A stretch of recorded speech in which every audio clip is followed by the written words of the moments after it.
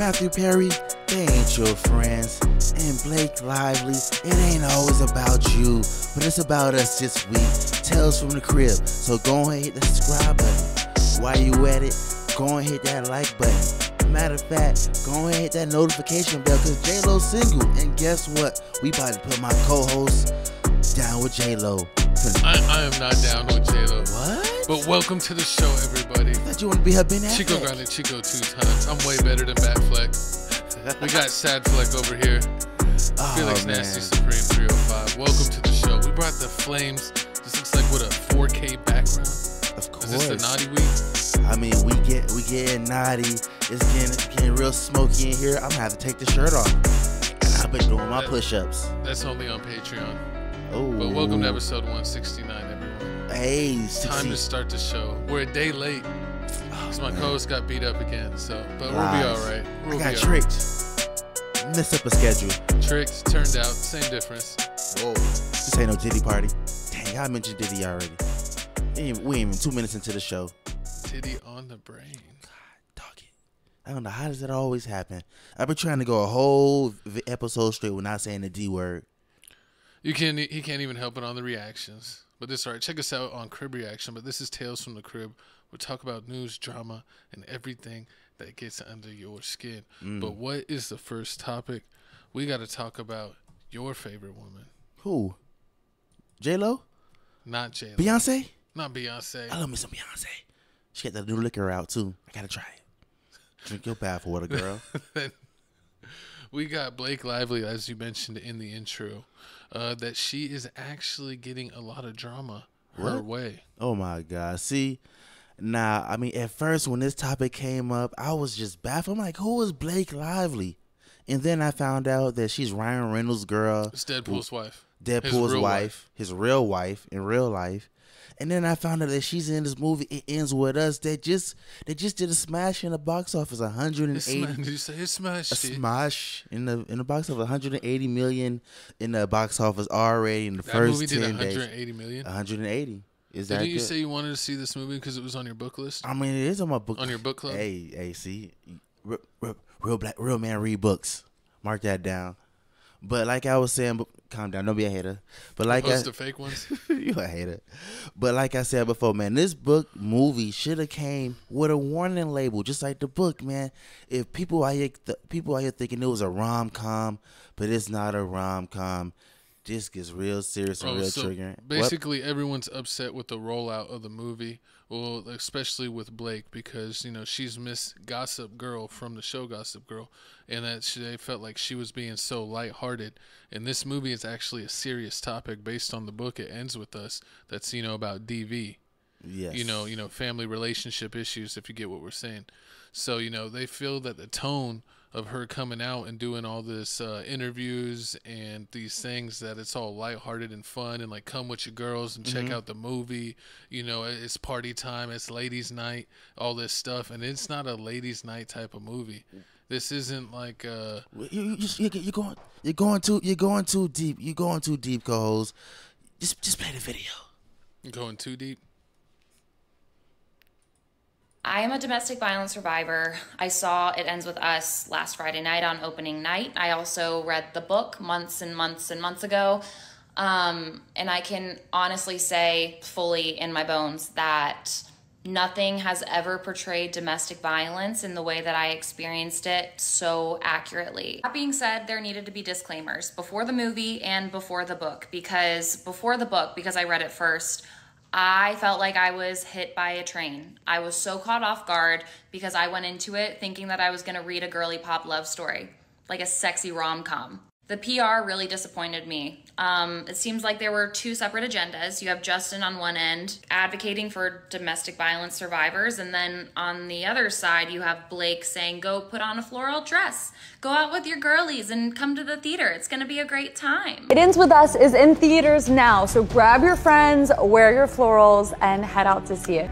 And it wouldn't happen without you, without your love, without your support, without you being such huge fans of the book and caring so much about Lily and her story. Now, if you're still confused and you don't understand what's going on, let Uncle Jay break it down for you. Bring it back on screen. Uncle Jay break it down for you a little some more, man. We got Blake Lively, Ryan Reynolds, or we got Justin. Justin is the guy right here, one of the main characters in the movie, along with Blake. And he was the director. And he's also the director. So Blake initially had the rights to the movie, but he ain't had the funds. So since he ain't had the funds to make this movie go, you know, he had Ryan Reynolds came and pitched in his couple extra coins. What is Ryan Reynolds not doing? I mean, he's getting Mint Mobile. He's on Deadpool Wolverine. He's getting his wife movies because she was getting no movie offers, allegedly. Exactly. He over here convincing Hugh Jackman over here to act like him. Come out of retirement. Exactly. He's doing it all. He's doing it all. But, I mean, it looks like here, like my co said earlier, it's the PR, the whole promoting this movie. It's just two different ways. It's looking like Justin, he's trying to take this. Let me just say, like, basically, they're just saying that her talking about it, it's like tone deaf. That, like, this is a serious topic. You're shedding light on a serious topic, but you're talking like, oh, it's a go out with your girls and see this movie. That's not. You shouldn't be doing that. True. Yeah, you shouldn't be doing that. And also, I mean, Justin. It's like, why not just talk about the seriousness? True. It's like she's like, why have a movie about a serious topic if you're basically gonna avoid it whenever you're not out promoting it? Yeah, I mean, that's true. That's true. But at the same time, she's out here promoting her haircare products. She's out here, promoting, she's promoting the movie on Ryan Reynolds' page, and they're not even talking about the movie. They got like video interview clips of her and the other person. I forgot the other person's name of the TV show. The ex-boyfriend. In the movie, the ex-boyfriend of Blake. They're doing Hugh Jackman and them are doing an interview with him talking about everything, like his butt. Talking about his mom, talking about, you should date his mom. Hey, that part was funny. He had 2 pumpkins back there. It's like a bunch of pumpkins. It's like a pumpkin patch in his pants. Nah, you better watch out.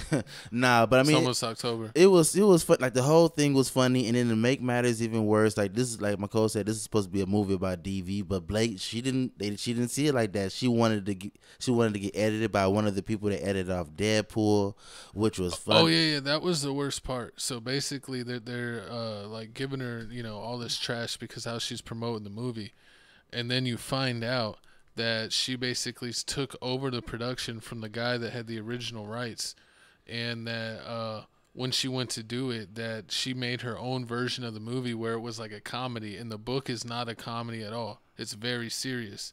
And then the dude that had the original rights, her Justin co-star, Justin, that his was very serious, and they did like focus group or tested them basically, and that the serious one, of course, won out because it's based on a serious book. Why would you make a comedy movie on a serious book with this type of subject? True, but I mean, to play devil's advocate, I mean, with Blake, I mean, like it's just another movie. I mean, like, at this point, who knows when if she ever drop a movie like this again that's gonna get this much exposure. So you need to know about her hair care products and know how amazing her relationship is with her man. I mean, what's wrong with that? I thought it was about love. What's wrong with that? Nah, but I mean, at first when I was watching this, I mean, I was like, dang. As soon as I heard this, I was like, yeah, she messed up. Because DV in the eyes of a lot of women, that's a serious topic. Like, they don't. It's always a serious topic. It's not sometimes. Not when this next topic, when we talk about, it's not a serious topic. Ask Scott Jackson. You ready? Not yet. Calm down. Calm down, little Padawan. What else you got to say on this? Nah, but you saw this movie twice. I mean, I want to see this movie. A lot of people have already seen this movie. I also want to read the book, but they're saying the same thing about the book. How the book, and also it doesn't. Comment: does it count if you're in a book club? If all the books you read are audiobooks? Yes, it counts. Comment down below if that's real. Coach, just a hater. if you're a real reader, no, you're a real listener. All right. Well, I mean, I read the notes. I read the newspaper articles to do the notes. That's reading. That still count. 1 + 1 is 2. But nah, comment down below how you feel about this whole movie. Are you gonna watch It Ends With Us? Do you think Blake Lively was tone deaf with her promotion of the movie by not really talking about the serious issue that DV is and doing the kind of funny promotion route? I mean, she was almost like they were like promoting Deadpool. True. I mean, she doesn't take it. I mean, she's rich already. Her husband's Ryan Reynolds. He has Mint Mobile. Man, Ryan Reynolds. And she did Gossip Girls, like you said. No disrespect, Ryan Reynolds. You're my dog, but you could do better. I don't understand this pick as a woman, and she's already costing you money. You had to pay for this movie to get made, so she could be a leading lady again. I got to see how much they actually cost. But I guess if they're getting money like this, he's getting his return on his investment. True. I mean, so, I gotta see the budget of the movie, how much he put in, because I mean they already made 180 in 10 days. I mean, he got to make some type of profit. He just got all that money from Deadpool. Exactly. He rolling in dough. Too much money. But going from major stars, Hollywood stars, colossal actors, we're going from some minor stars, former child stars. Yeah, we're going child stars. What do you say, B-list, C-list? We call them child stars. But go ahead. So it looks like him, man. Everybody's favorite Disney Channel actress, Skai Jackson, was arrested for DV after getting into an argument with her boo at the Universal City Walk, allegedly pushing him a few times. Now this thug right here, it's just needs to be thrown in jail, because you should never put your hands on the other person. I don't care if it's your fiance, your husband, if you're pregnant, if he ate your last chicken wing and you really wanted it. You should never put your hands on another person. And this is just sick and disgusting. Like, how are you going to be like, oh, as soon as this news broke out, everybody's like, oh, yeah, I bet she pushed him? Where did he move? I bet he didn't move at all. It's like, look how small she is. It doesn't matter. DV is DV. I mean, you can get beat up by little people. Exactly. So that's my cause. She had the mace. That don't count. But nah, I mean, this is just a crazy situation. Like the thing says up here, man. It happened at Universal City Walk. She was walking with security. They haven't announced what they argued about, but they do know that it was enough to when it happened, the security guards there stopped them. They detained them until the police came, and there was enough evidence to arrest her and charge her with a misdemeanor DV charge. I mean, so. It is kind of serious. I mean, they had something there. But, it's not, I mean, it's not really that crazy, to be honest. Like, she's not going to get, like, that much in trouble. And it's like, it's not going to change her career. What are you talking about? No one looks at a girl hitting a dude as any type of, like, and that's what the problem is. Especially out here. If you're, like, 6 foot plus and you get hit by a girl that's, like, 5 foot, barely 5 foot. I'm not saying it's right. I'm just saying that's what it is when it comes to perception. What happened to equality? What happened to we was trying to eliminate such thing as equality? What happened to Jonathan Majors? All Jonathan Majors did was take his cell phone away and run 2 miles, and guess what? He out of Marvel. Exactly. You know what you look like? What? Red flag. Whatever. Listen, red flag shot. I'm off of keeping your hands to yourself. There's no reason why you should have to do this. But I mean, we got a video here. As soon as she got arrested, we got a video here. Basically, Skai Jackson deflecting, basically ignoring all the questions that people are asking about the situation and talking about her losing $700. What? Let's see what happened. Can you say hi, Leah? Hi, Leah. Do you have any upcoming movies or shows? Yes, I do. I have a TV show that I am on that I just filmed, but I can't say what it is yet because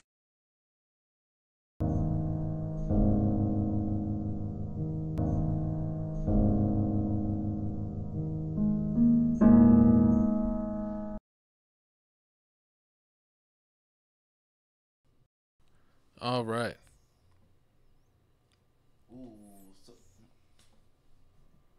Ooh, so I mean, it looks like here, like they said, man, Keke Palmer got a pass, Megan got a pass, Skai is now getting a pass.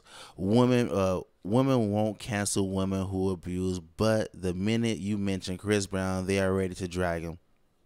On this page, I would continue. Well, I mean, it's true. I mean, like, Chris Brown already said it. Oh yeah, Keke Palmer got a pass, Meg got a pass, Skai's gonna get a pass. They don't cancel women. I mean. No, they're not going to cancel unless it's like a woman that's like universally hated. Is the only way that's going to look. And I don't think that she had like a narrative out there where people just hate her like that.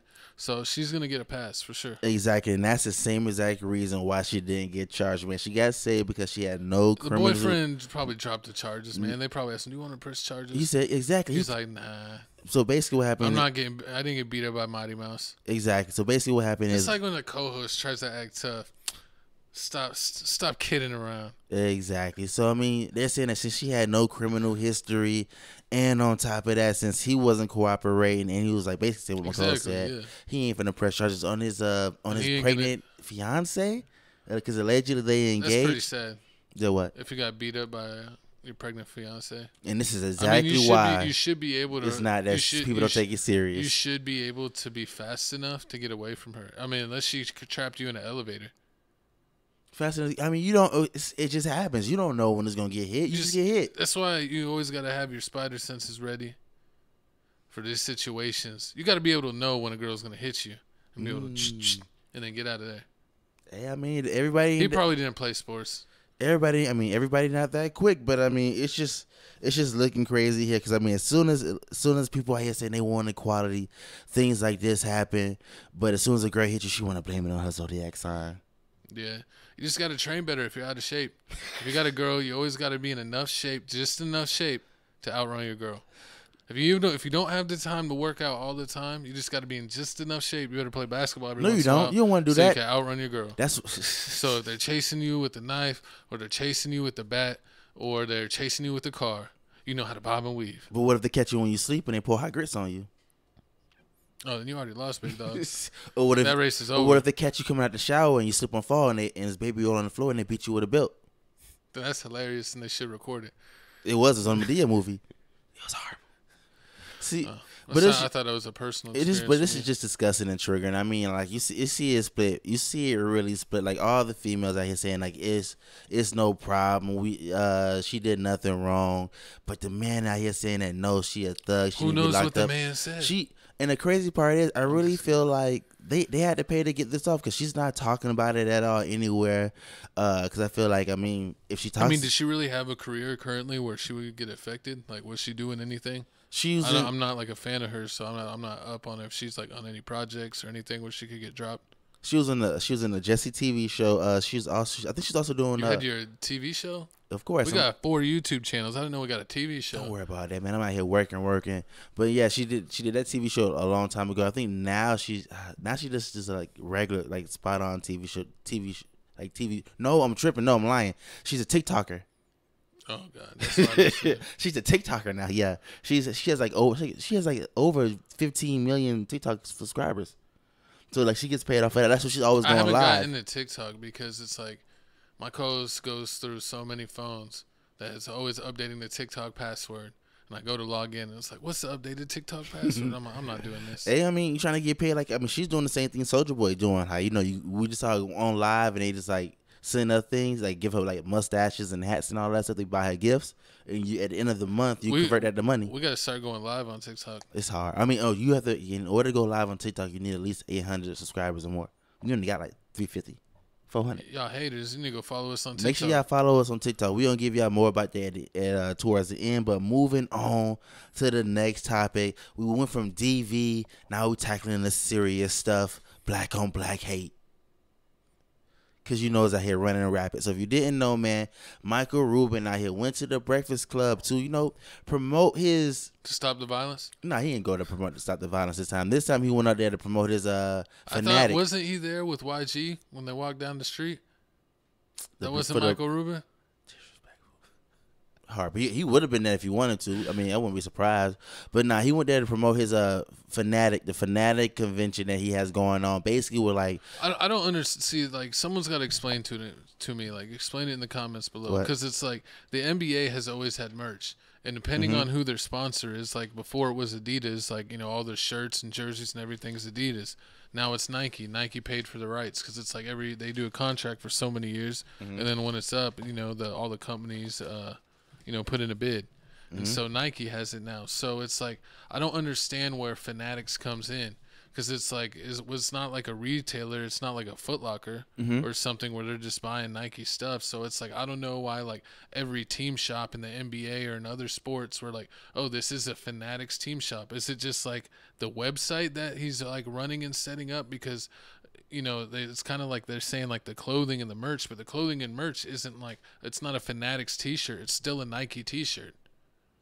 So like, I don't get like what his part is, but he has that Fanatics t-shirt right there. So I guess they do some self-branded stuff. They do a lot of self-branded things. He said he's been working on this since he's been working it with the Philadelphia 76ers. But I mean, oh, he had to sell his stake in the company because it couldn't be biased. Yeah, because he started doing it for the whole NBA. Exactly. And so the whole Fanatic thing is basically the athlete sports festival. Tom Brady's there, Eli Manning that's signing autographs, Peyton Manning, KD, and Kareem Abdul-Jabbar was there. Streamers, over some wrestlers, and a lot of rappers was there. So I mean, it's a lot. I mean, basically, you go there, athletes and everybody signing autographs. You talk to them, you race them. You see Speed over there racing little kids and everything. Speed would beat you. He probably is. He's fast, but he's beating like pros. Yes.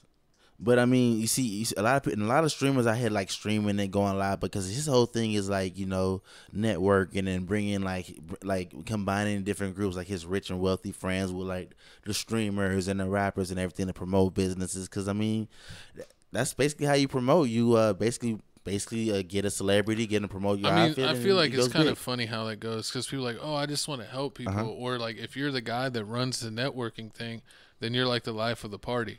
They're almost like creating a situation where like they're the person, like they're that guy. Like, oh, I have the white party every year and I connect all these people. And then it's like, is it because you want to do it or it's because you want to be like, oh, you want to have a party with your name on it? I mean, sometimes I wonder that too. It's probably wants to do it. I mean, he wants to do it he makes money off of it. So why would you want to do it? He's not with the 76ers anymore. Yeah. So I mean, he has to make money somehow. I mean, it's the best way to make money. And then like, you probably get like a referral fee or something like that. It's like a guaranteed referral fee. Oh yeah, he's taking some off the top. Exactly. You getting something like with a rapper, like he's sticking his hand in the cookie. Like jar. with a rapper, like if you get a rapper and he blows up big and you take him to a major label, they give you something for that. So I'm pretty sure he's gonna get something, and they always look out for you. I mean, look, these parties and everything got him to meet Meek Mills, and the Meek Mills situation got him to start the whole prison alliance. All over the place. Exactly, but like you said about the all white party, so he was at the Breakfast Club talking about the all white party. How he's telling people not to pay the night, not like us. This song towards Drake, because Drake was gonna be there. Academics talking about Drake came there with like 100 goons, just waiting for people to ask about why is Booker still around? Booker? What's his name? Who? Oh, Drake's team. What his like his main like his manager? Not his manager. Oh, see, he messed up the whole thing. So I forgot the dude's name. He's actually you call it Certified. You don't even remember the song. I forgot his name. But so he was talking about that. So Drake they didn't play the song with Drake. Yeah, they were just saying that they weren't gonna play the song, but they almost played the song when he was there because it was on a playlist. True.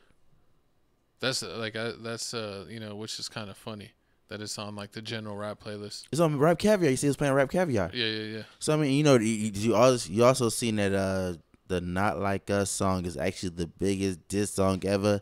It beat like the Tupac song by like 4 or 5 million. Yeah, I mean, but not really, because like that song got put on like YouTube in like 2000 whatever.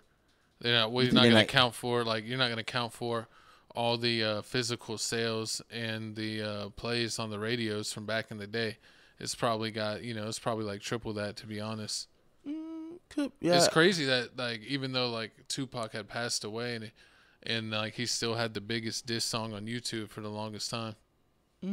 True that, but we got a video right here basically what Michael Rubin was talking about. He was talking about Lil Baby, talking more about Meek Mills and a bunny hop. And then we got Schoolboy Q calling this homie a lame. And we're going to explain to you why once the video play back. I think social media bothers you a little bit because one thing I did notice from the white party, I didn't see any hugs. There was no hugs from the back. Listen, I didn't see no hugs, Mike. I think that was pathetic. I think it was a joke. On how they attack Lil Baby? Yeah, look, by the way, you know what I hate? When watching a black person try to take a black person down, that's fucked up. Okay, let's keep it real. Okay, Baby is one of the best human beings on the planet. There's not a person who will always do more for his community, who's a great human being, who works his ass off. And here's what happened with Baby. Baby did great, and then people came for him. Okay, and by the way, I told Kuz, I was with Kuz a couple nights ago, it was his blue hair. That was the thing that really screwed. It was, if you didn't have that blue hair, that was what killed the whole thing. It was the picture. It was me, Baby, and Kuz, and like it was probably like 1/10 of 1 second that someone caught the picture, and then it got out there, and You know, but anyway, look, what sucks is that it actually did hurt Baby for a period of time. And that's the fucked up thing, and that's the thing that I don't like. What do you mean by hurting? Like, he was upset about it, or like? No, it's people that want to hate with success. And to me, I want everyone around me to do great. Nothing's gonna make me happier than you guys. When I see the narrative of a really good friend of mine like Meek, and people trying to, you know, again, if he was gay, which there's not one gay bone in his body, who cares? Number one, let's say if people want to be gay, it is 2024. Who the cares? Okay. Number two, there's not a gay bone in his body. So like, why do people want to lie about that? Why do people want to change a narrative, a bet he made with me to try to hurt him? Like, that is the one thing I've learned about, you know, and look, I'm just being blunt because it's me. It's the one thing I've learned about black culture that I don't like is that black hate on hate. Speak on that more. I heard you say that earlier, and I wanted you to expound on that. You said you don't like to see black people tearing down other black people. Yeah, it's horrible. Like, like it's horrible. Like, why? Like, I want to support every. Look, you guys know me pretty well. Anything I can ever help with, I'm always there. I always want to be helpful. I feel lucky and fortunate to do what I do every day. To be as, you know, whatever success I've had, I feel blessed to do that. And I want to give back in every way I can. You know, in business and in charitable things, I'm always trying to be helpful. Like, why does someone want to bring somebody else down? Let's try to build everybody up. Like, you know, like Ruben said, man, he's just trying to build everybody up. But I mean, the way I feel about it, I feel like he shouldn't apologize if that's how he felt. He ain't saying nothing wrong. He ain't have no ill intent. The whole interview, he was talking about how he was trying to help people do this, help people do that, connect, just bridge the gap, connect the dots. And he helped Meek Mill build the whole prison alliance thing. So how can y'all even feel like? Y'all even feel like no, I'm sorry. It was he helped him with prison reform, prison alliance. Alliance? That's his it's name. Called Alliance? Yes, it is. It's called Reform Alliance. Oh my God, is this the Avengers? Horrible. It's a prison alliance. He don't be knowing. He don't be doing the hard facts. But yeah, he's back. You work for Coors. You got the cold hard facts. Exactly. But yeah, back. So basically, he went when Meek Mill got arrested for doing the whole Willie thing. He basically was the reason why Meek Mill got out of jail so soon, because they end up finding out that the cops were crooked. I thought that was Kim Kardashian. Horrible. But moving on. But like, I feel like, I mean, this is just Michael Rubin just saying, like, he's trying to help a friend. But I can hear Meek Mill in his ear telling him every day, like, oh yeah, this is happening to my black friends. This happened to us. This happened to us. This happened to us. Oh yeah, me doing the bunny hop. People was laughing at me. Me falling down off the steps. I mean, which was funny. Oh yeah, and he was speaking up for Lil Baby. And he was speaking up. He's like, I didn't like just because I gave my friend a hug, he's being questioned about his sexuality and all this stuff. And he goes, sometimes when you're drunk, you just want to hug your friends. Exactly. And I mean, sometimes, you know, Michael Rubin's the type of guy that even when he's not drunk, he's trying to hug his friends. Fact. I mean, he's like, I hug everybody. And they was like, you hug Jay-Z? You hug Jay-Z? And he's like, I hug Jay-Z from the back. He hugs everybody. I mean, he didn't say his name, but he said, I hug everybody. He just kept saying he hug everybody. So, and I mean, it is what it is. I mean, I understand what he was trying to say, but at the same time, I mean, it's not our fault. It's not. I think black on black hate isn't the reason why black people are all like so far basically holding themselves back. I feel like the only reason why it's happening is because, like, it's the environment. It's not everybody feel like it's not enough money going around. Everybody trying to F over everybody, but everybody got the same problem. I mean, every other race do it. Jews hate Jews. It's white people that hate white people. Then it becomes classism. So it's always some form of hate that is gonna be. So, I mean, I don't feel like that's just a black problem. That's just a people problem. People just feel people like hate. People gonna hate. People gonna hate on you regardless, no matter what you is. Fat, skinny, white, black, green. They don't care. It be your own race. I mean, it's just that, you know, black people just, I mean, like, everything black people just always publicize. Like, oh, this murder happened. We either gonna show this murder happened about this school getting shot up or this black person doing this other person. And like, I'd rather show this because I don't want everybody scared of massive school shootings because then nobody can go to school. You went dark, co-host. I mean, it's the truth because school, no. It happens a lot, and they don't always show it. And I mean, that's the only real problem that you see other races have. Like, they have that problem. Black people have what drug problems, but the only reason we're doing drug problems because it's not enough money, or they didn't go to school. It's a lot of things. Schools. I think at the end of the day, Michael Rubin's a nice guy that tries to do well. But, you know, sometimes he's like a guy that kind of speaks out of context. I feel like he has his friends and should enjoy his moments with his friends, but he doesn't need to talk or tell everything in an interview. And I feel like sometimes he says too much. Where it's like, you know, sometimes you have a friend and you kind of, you know, showing them the ropes. And then you're like, hey, and they're doing something that, you know, maybe like friends do in private, in public. And you're like, you're doing too much, man. Like, you need to calm down. True. You know, so it just depends. I just feel like Michael Rubin is always the person that does too much. You're like, hey, calm down, man. True. I know you're my friend and you've had a few drinks, but you don't gotta jump on my back like a spider monkey. We're not 12. That's true, and then, I mean, and a lot of people are talking about, oh yeah, why he don't talk about Palestine? He don't worry about that. And he also talked about that in the interview. How, I mean, he spent so much time on this whole Reform Alliance thing with Meek Mills that he hasn't really been paying attention to that. But you see a lot of other people get crucified, like DJ Khaled getting crucified because he hasn't been posting about it. Well, I sometimes understand, like, it's like people get mad at, like I say, that's the difference between LeBron and Michael Jordan. Is that, you know, LeBron speaks up on social issues while Michael Jordan was, like, kind of silent. But, I mean, also at the time, it's like Dave Chappelle, made the joke, oh, my God, this is tragedy just happened. We need to hear someone break this down. We got Ja Rule on the line.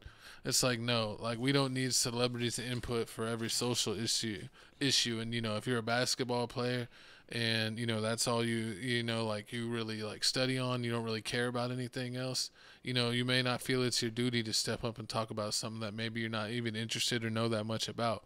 So I can kind of feel both sides of it, where, like, you have a platform or you have a certain level of being known, and, like, you know, you maybe people want you to use that for something good, and some people don't feel like, you know, I already do enough. Do I really have to be a social justice warrior? True that, but I blame black people for this because every time you turn around, every time you see a white person do a little cool dance, y'all want to invite them to the cookout. And what you think happened at the cookout? He ain't hearing about how little Shay Shay just graduated with all A's and honor rolls. No, they're hearing about how little Khadijah out here sleeping with the next person, man. How this dude hating on this dude. Where did that come from? I'm just saying what happens at the cookout. Let's talk about hate. We just talk about hating on your own people. Look no further than right here. I'm just saying what happens at the cookout. That's what they talk about. They talk about that. They don't talk about anything positive. That's why I'm invited to the cookout, and he gets like 50-50 invitations to the cookout because he does too much. The lies. But speaking of do too much, shout out our friend Chelsea for putting us live on her TikTok. We are live on TikTok right now while we're recording a podcast. So shout out TikTok.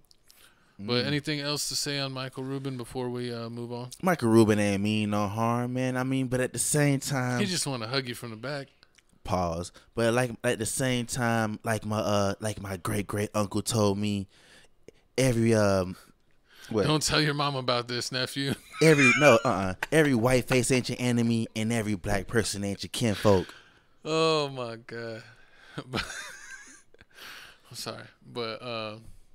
Yeah, shout out Michael Rubin. Horrible. But speaking of someone where they ain't your friends, R.I.P. Mathew Perry, Friends legend Mathew Perry, who tragically passed away from a ketamine injection / overdose, and new facts have come to light about the star's sudden death. It looks like that 5 people are going to jail, with 2 of them being doctors themselves involved in a kind of massive drug ring, allegedly, and one of them was the kingpin. And what was the kingpin's name, co-host? The Ketamine Queen? The Ketamine Queen. Ooh. You put that in the notes. I was like, don't tell me that's your new nickname. Nah, that's my nickname. But yeah, so they basically are charging these 5 people. What do you think about this? A lot of people say, you know, they use ketamine to kind of get weaned off being hooked on harder drugs, but then you end up getting hooked on the ketamine. And it's kind of weird that you had to inject it. You know you're down bad if you're sticking yourself with needles. But we're going to talk about it, give our opinions. We have a video here. Yes, sir. That investigation has revealed a broad underground criminal network responsible for distributing large quantities of ketamine to Mr. Perry and others. This network included a live-in assistant, various go-betweens, 2 medical doctors, and a major source of drug supply known as, quote, the ketamine queen. We charged 5 defendants in this matter. These defendants took advantage of Mr. Perry's addiction issues to enrich themselves. They knew what they were doing was wrong. They knew what they were doing was risking great danger to Mr. Perry, but they did it anyways. In the end, these defendants were more interested in profiting off Mr. Perry than caring for his well-being. Exactly. They was too busy caring for their pockets instead of caring for Mathew Perry. I mean, it's just sad. It's sad that that Mathew Perry had to go out like that, but he went out how he wanted to go out.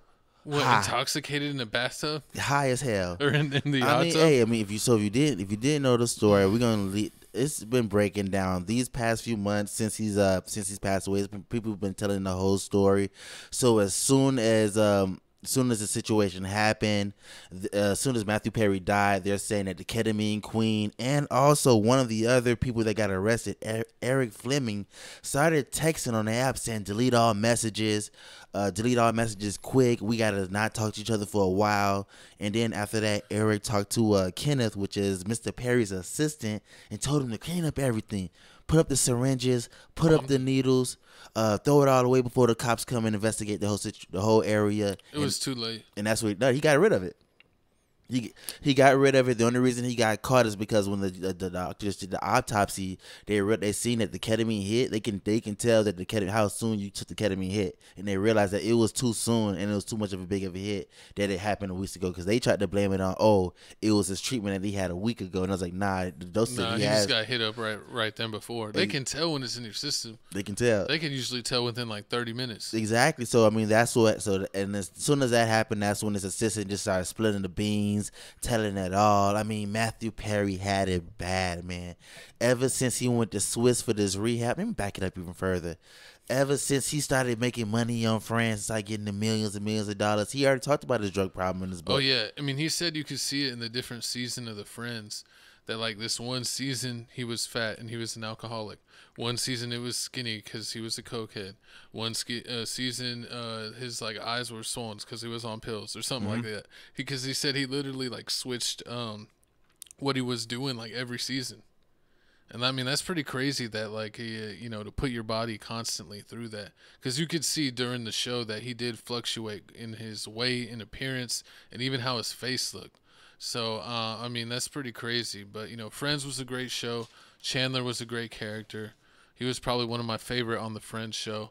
But, he will be missed. And it's unfortunate. This has many links to, like, kind of how Michael Jackson went out. Yeah. Where it was a group of doctors. Were they giving him ketamine, too? No, they're giving a whole bunch of other pills. They were even giving him, nitrous? Nitrous and all, yeah. Oh, so breaking news. This is all alleged right now, but Kanye West supposedly is addicted to like nitrous. Mm-hmm. I mean, that's what people have been saying on the internet. That's what a lot of people have been saying on the internet, that he's addicted to it. But I mean, I guess when you're rich, you get like, it's not enough to be on marijuana, popping, XO every now and then. They go with the hard stuff. Like people start acting like Dwight Howard and then they calm down. Exactly. Not every party is that type of party. It's getting to the point where they're saying, and you wonder, how did he get this stuff? How did this all happen? I mean, you got to blame the doctors. I mean, the two doctors, like Dr. P, once they realized that Mathew Perry had a alleged ketamine issue, they started talking like, how much you think we can get this moron, how much money we can get this moron for. Oh, yeah. They were saying, how much that they could like basically take advantage of him. And basically, they were charging him at least and then on top of that, they're charging him at least $4,500 for every home visit he did.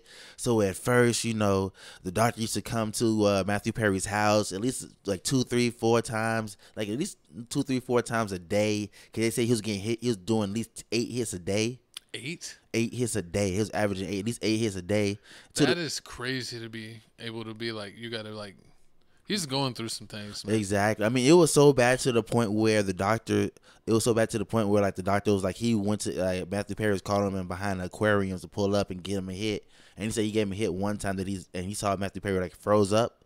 His body froze up, and when your body freezes up, he got a case of the Bidens. Exactly. He had a case. I mean, yeah, he froze up. His body wouldn't move or anything. He saw it. Then once he basically regained consciousness and get his body movement back, that's when, the doctor tried to, wean him back a little bit, but it was too late. Mathew Perry, he wanted more stuff. That's when the ketamine queen happened.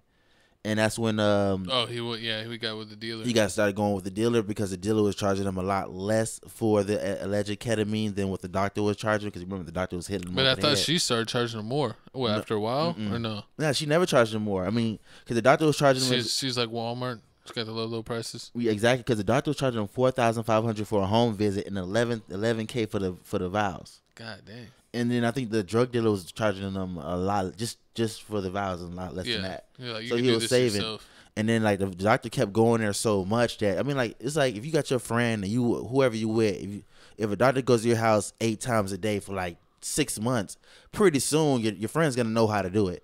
And then that's basically what happened. That's why one of the doctors is in jail, because he wasn't giving Mathew Perry the dosages. He was just basically telling his Mathew Perry's assistant, like, oh yeah, this is what you do. Every time I go there, I'm gonna leave a couple of syringes here. I'm gonna leave a couple ketamine things here.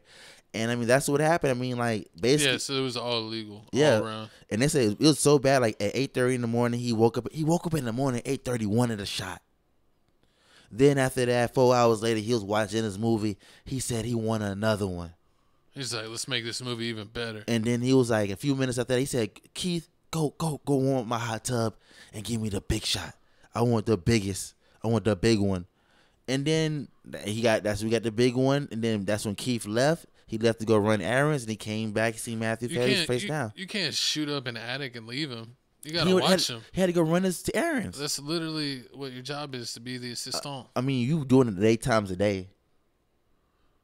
You gotta hire a double assistant. You need an assistant for the assistant. I mean, exactly. So that way, when the assistant leaves, the assistant can stay. Exactly. So I mean, the five people that's getting arrested. You got the assistant Perry. You got the 2 doctors. 2 doctors are getting arrested. Dr. P and the other one, they're getting arrested because ketamine queen. He was basically getting ketamine from the other doctor, and that doctor was getting ketamine illegally. I mean, he probably didn't know he was getting it illegally, but it was happening. And then since they were charging him too much, Mathew Perry ended up going to the ketamine queen. Ketamine queen is the big plug, and the big plug was talking to Eric Fleming. Eric Fleming was a small person. He was a director in Hollywood that Mathew Perry knew. So Mathew Perry saw Fleming. Fleming said, I got some stuff for you. I got my Connect. My Connect can hook you up. And then that's how it all happened. That's how this whole chain that's event. how they got the whole crew. And this is what I want to talk about. Like, do you think it's fair that the drug dealer gets arrested for doing? I mean, yeah, we saw with Mac Miller. But it's not. But he asked for it. Like, I understand. Like, if you say, okay, give me, I want this, but I want the clean. Then yeah, and you give him the dirty. Then yeah, you go down. But if you say I want the dirty, like Kodak Black said, I knew the perp was fake. I knew it was fake, but I still ate it. Like, because you a gremlin. Exactly. So if you knew it and you asked for it, why should I go to you asked for it? Yeah, I mean, they gotta have some responsibility, but I guess it can come back to but you. Maybe I'm sounding stupid. I think when you get gets to like the more advanced drugs, that, like, for whatever reason it can kind of be linked. Which I would agree that is kind of silly, especially if someone willingly went and purchased it. It's not like this person, was like, had a gun to their head and made him do it. So I can see where you're coming from with that. Mm-hmm. But at the end of the day, Mathew Perry's gone way too soon. We will miss you, Chandler. Exactly. Do you have a favorite Friends moment? From him. Then I got one more question. Then we can move on to your favorite rapper. I don't know. I think he was helping. I believe it was him. Whenever he was helping Ross take the couch up the stairs, and Ross was yelling at him to pivot, and he couldn't pivot anymore. That was funny. But Chandler had some funny moments. I can't just think off the top of my head. But what other question? And then the last question is: do you think if this wasn't Mathew Perry, this is regular old Joe Smo in the streets in the hood, and they OD'd, like, do you think it would have been solved? This got solved in 10 months. No, I don't think they would have put the effort in. They always go the extra mile, especially when it's like a A-list celebrity or someone that was an A-list celebrity. True. So you know they're gonna put on in. He was in California, right? Yeah, California. Yeah, so you know they always gonna try to solve that. Exactly. High crime. Show that they basically out here doing the work. And the detective wants to make a name for themselves. Oh, like you remember the Mathew Perry case? I was the one that solved that. Horrible. But y'all comment down below how you feel about this whole Mathew tragic Perry situation. I mean, R.I.P. to him. Friends, one of the best shows ever. But now it's time to talk about some serious stuff. Oh no, my co-host is gonna go crazy. I heard he already got the pre-order, but Sexyy Red unveils her new lip gloss line featuring Booty Hole Brown. Exactly. Say that and more. We probably can't read most of these. You could read them yourself. But yeah. I got you, man. Listen, man. If you didn't know, Sexyy Red, St. Louis's own, coming out with her Northside Princess lip gloss line. Allegedly, she has more beauty products coming out. But I mean, let me give you some of the names here. We got Uchi Juice. Uchi Juice. We got that thing juice. Brown. We got Nut. We got P-Hole Pink, which is wild. Also that yellow disc, gonorrhea. I mean, gonorrhea, you can probably say that. Blue Bees and Sex. Oh my, that's nasty. You really went through and reading them? That's nasty. I just told you not to read them. I mean, like, honestly, if you look this up right now, they haven't announced what stores that these are going to be in yet. A lot of people saying, like, man, you already know Macy's ain't finna take this. This ain't popping up at Target? This ain't popping up at Target. You ain't finna see this on the clearance aisle in Walmart. This going to be something at Spencer's. This going to be at TJ Maxx. This going to be at Marshall's. Nah, and a lot of parents are upset about this. They're over here saying, like, you're a role model. Kids look up to you. Who is Sexyy Red a role model to? Kids. It's always gonna be a kid out there saying it's a role model. You don't just think because so? you make music don't mean you're a role model for kids. You can be like, my music. You sound like Charles Barkley. Literally says it's explicit lyrics. You sound just like Charles Barkley. Charles Barkley, the rapper? No, Charles Barkley, the basketball player. Said I didn't sound to be a role model or a hero, something like that. Yeah. I mean, you got no choice. Once you're a public figure, you're automatically that. People are automatically gonna look up to you. Because I mean, you hear every day how people. I'm pretty sure she talks about every day. Like, oh yeah, this person came to me at my concert and said, "Oh, listen, your music changed my life." So, yeah. So I mean, people look up to you everywhere. So I mean, parents are upset about this situation, saying kids look up to you. And also, people are saying what happened to setting a positive example? Because they're saying Sexyy Red not painting a positive example, naming all this You're stuff. in the same boat as Sexyy Red. You never set positive examples. I always said positive examples. But, I mean, honestly, do you feel like this? I mean, this isn't really that bad. We looked this up. I mean, a lot of celebrities also come out with a lot of crazy things all the time. We looked up Mike Tyson came out with the gummy bear ears. Korn got coffee. Kim Kardashian came out with the whole debit card thing back in the day. You remember?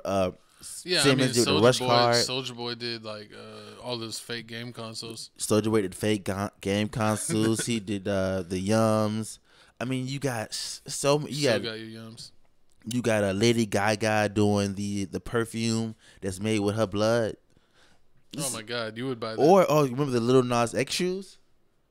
Remember the Lil Nas X shoes with Heaven and Hell shoes he had? Yeah, had real blood in them. And allegedly, and then he got basically that guy wiped off the show. So I mean, celebrities all the time are just trying to make crazy stuff. I think one of the girls made candles that smell like their vagina. I forgot the name of that artist. Oh, so we're not on Patreon. Whatever. It's a doctor term. I'm a doctor. You see my coat? No, you're not a doctor. The lies. You're a patient. Horrible. But question goes, are you buying your kid this lip gloss? First of all, I'm not getting on no list with you, so I'm not even answering that question because this product is not for children. It's lip gloss. It's just the name. No, you can scratch the name off. Children shouldn't be wearing lip gloss. Children can't wear lip gloss? No.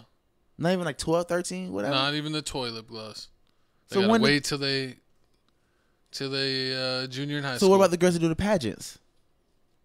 They do lipstick, not lip gloss. That's even worse. Nah, but I think you got to watch out trying to make your kid too grown too early. I don't know. I'm not a parent, so I can't really say. But that's just my personal opinion. I feel like people are making kids too grown too early. And I feel like if you're letting your kid wear something with these type of names, you definitely are part of the problem.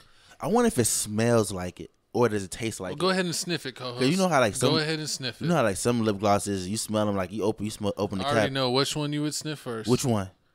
The NUT. Oh, horrible. They don't got no smell. You got to smell. That's an infection. You shouldn't have no smell. That's horrible. See, we already know you be on the east side for real. No. He be on the south side. Nah, but comment down. Enough about this. But comment down below how you feel about this whole Sexyy Red lip gloss line.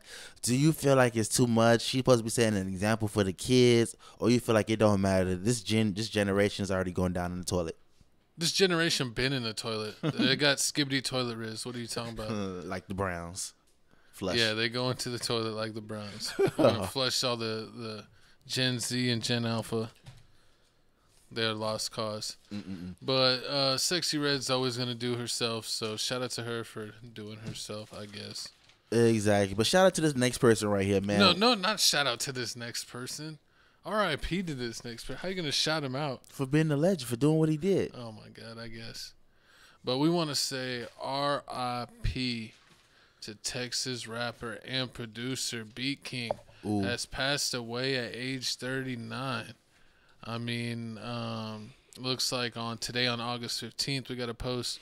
We have lost Club Godzilla. Beat King has been the best part of the club for over a decade. He has produced and worked with so many artists. This sound will forever live. He loved his daughters and his music and his fans. We will love him forever. Excuse me. Exactly. So if you didn't know, I mean, on August 15th, the Beat King was at the Urban One radio station, basically doing morning radio takeover, and then that's when it happened. He fell. The ambulance came, but it was too late. He passed away. They're saying that it was preliminary embolism, which basically means it was a blood clot he passed away from. It wasn't a bumper clot. It was a blood clot. Exactly. So, I mean, it was a blood clot, which is a sad situation. I mean, Beat King's a legend in these streets. If you didn't know. He was the reason when we used to throw end-of-the-world parties back in the day when we were in college, that there would be blue jean stains on the wall. His songs got the club jumping. Exactly. You ever party so hard that there was blue jean stains on the wall? Were your jeans that fresh, that new?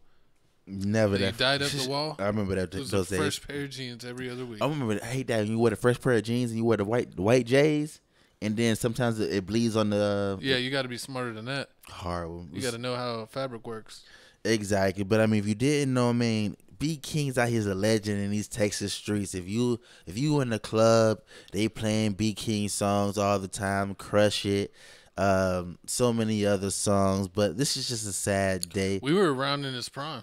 We really was. Yeah, like when he was popping. So, R.I.P. to him. I wasn't really a big fan of his music, but I was a big fan of what his music did and where you were at. So, we appreciate you, Beat King. You got the party going. I was a big fan of his T-shirts. He's always wear like these plain T-shirts and had writing on them like here it says "Let's lay up and takes our hoes." He used to have that, or he used to have I'm STD free. He used to have just a whole bunch of shirts that had like a whole bunch of random things because I mean he didn't want to spend his money on basically fancy clothes like Gucci and Louis. And on top of that, he had 2 daughters that he was taking care of. He always posted them, but I mean this is and dudes don't got the same requirements as girls. Like you could get away with just a random T-shirt. You probably had some cool shorts or pants on and some nice shoes. So that's all it really takes for a dude. True. I mean, yeah, for some people, yeah, that's all it really takes if you really got that riz. But I mean, let's see what else they say right now that his last album just dropped 3 weeks ago. Never Leave H-Town on a Sunday. I mean, that album dropped. He was an independent artist, so y'all need to make sure y'all go ahead and stream his albums. But right now, we gonna play a couple of let you know a couple of his hits. Pop it, pop it, pop it, pop it, pop it, pop it. Club Godzilla, I ain't tricking. We got Crush, he got Hammer, he got Little T Jones, Twerk on that.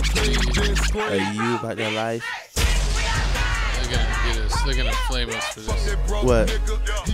No, kill that pussy. Yeah, she say Club God, kill that pussy. Throw that ass on your partner if she diet gay. Get the mouth. Yeah. What the fuck going on, Club Godzilla, man? Same balls, different draws.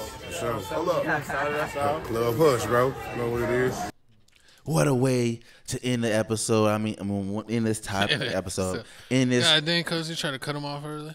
What a way to end this topic. I mean, R.I.P. B King, Texas legend. Like he said, when he died, all he wanted his songs to do was play in every club. Have a B King set played in every club on the weekend, and that's what we finna do, man. Make sure y'all do that. But moving on, it's time for the couch announcements. Ooh. We'll go ahead and play our music. Welcome to the couch announcements, the halftime show of Tales from the Crib. We let you know what's new, what's happening, what you can expect from this channel. Me and my co-host have been actually getting back in gaming. We've been playing a lot on TFTC Gaming. Check out our gaming channel, link in description. We have this channel, Tales from the Crib. You could always give us super thanks here or on TFTC Clips, the clip channel where we clip out each and every podcast, do all the topics, so that way if you don't have time, you can check out the short clips there. But we need to talk about our #1 channel, my co-host's favorite channel, Crib Reactions. Crib Reactions. We got 10.6K subs. Get us to 11K subs. We just dropped a bunch of videos. We dropped that Lisa reaction. I think we got like over 20K views now. I took a picture of this the other day. We got some XG, Electric Callboy. We got the moves. So if you love club, electric music, check that out. We got Make the Stallion featuring Yuka Chiba. I think that's got our over 3K views now. Jimin just dropped a new video that's got 10K views. And if you're in a hardcore crazy rap, we got Suicide Boys, Misery and Walking Hours lyric video reaction. I already got 2.2Ks views in under a week. So check out all of our videos, even XG, one of our favorites. So check them out. Oh, that Lisa Hate video got 17K? Yeah, it's got like over 20. It's got like 20K now. I took this picture like the other day. What about the comments? What's it looking like? Is it a lot? Oh yeah, we got like over 100 comments.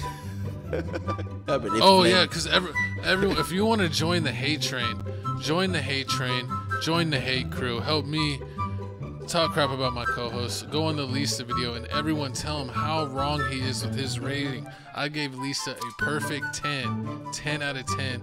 My co-host gave her like an 8.5 or something, and he is getting flamed in the comments. So if you want to see the destruction of my co-host, check out the Lisa reaction video. It's quite hilarious. Horrible. But yeah, that's the halftime show. It's time to check out the second half of the show. What do we got? We got Jennifer Lopez never finding love. She files divorce from Ben Affleck after 2 years of marriage. Sources believe that there was no prenup, so everything they made in the last 2 years is gonna have to be split up through a lawyer. Exactly. I mean, like my co-host just read, man, the greatest love story never told. I guess it won't be told because they tried to tell it. They tried it twice. That book got stopped twice. Exactly. So I mean, if you didn't know, I mean, they dated early 2000s. And then, they broke up because, Ben Affleck, he don't like all the publicity and all the, TMZ all in his relationship. But that's all J-Lo about. She about this love. She about being in the Hollywood limelight. And which basically makes him not meant to be. It looks like here, don't nobody want J-Lo.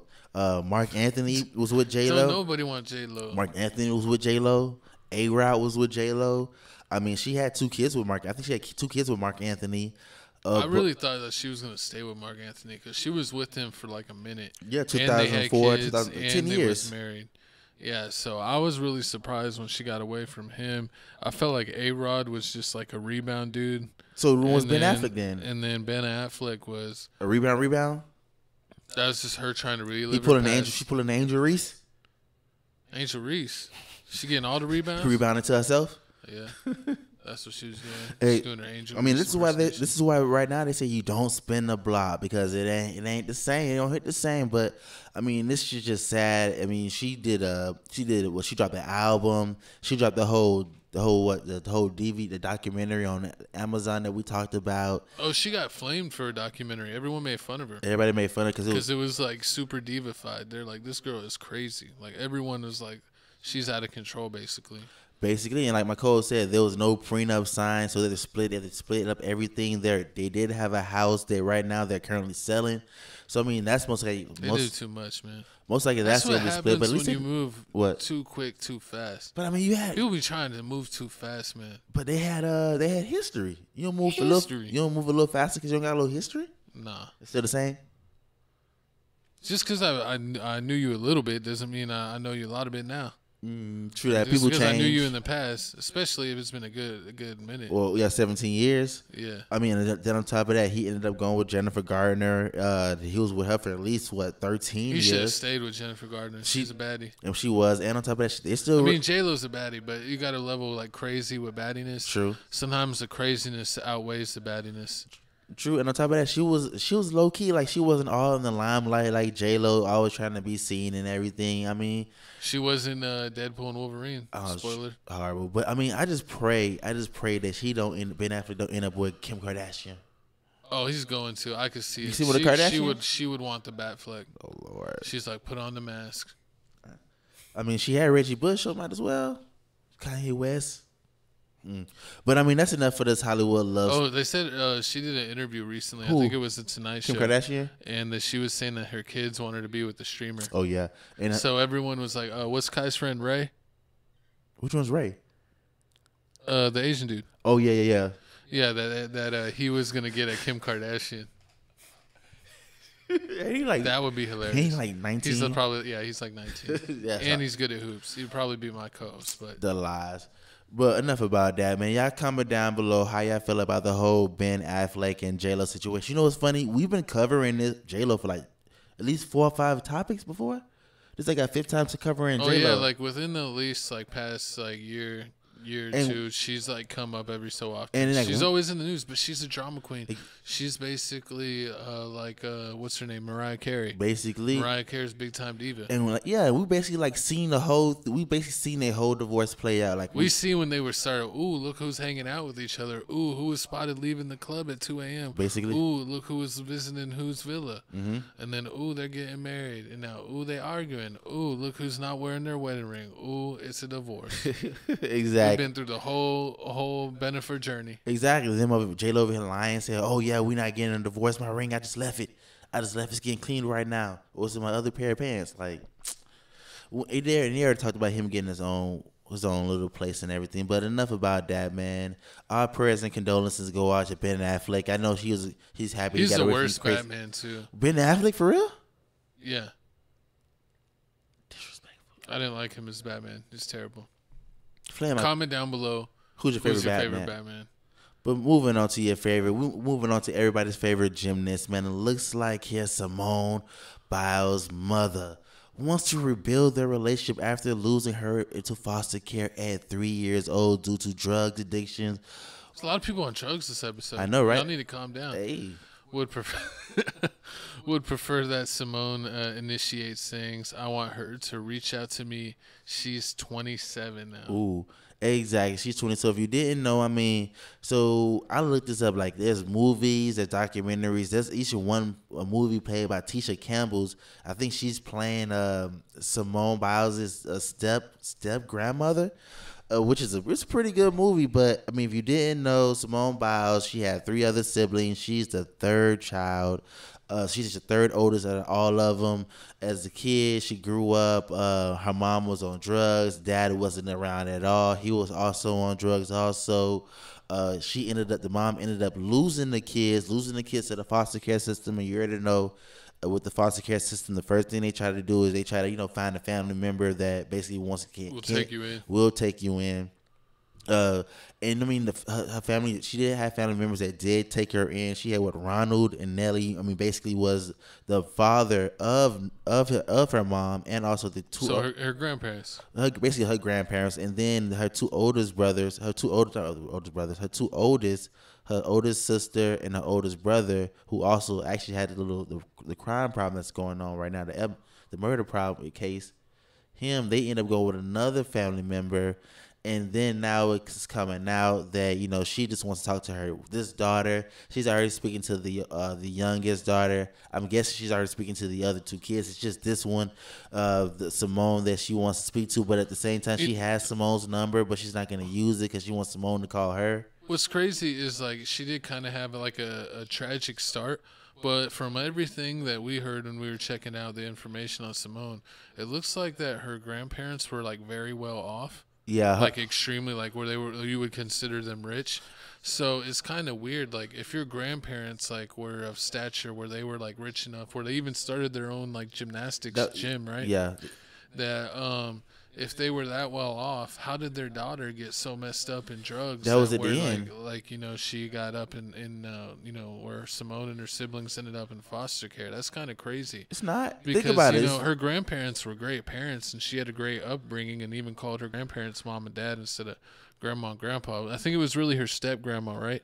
It wasn't her biological grandma. No, yes, his dad, his grandpa. So it's her grandpa and her step grandma Uh-huh. is the ones who raised her.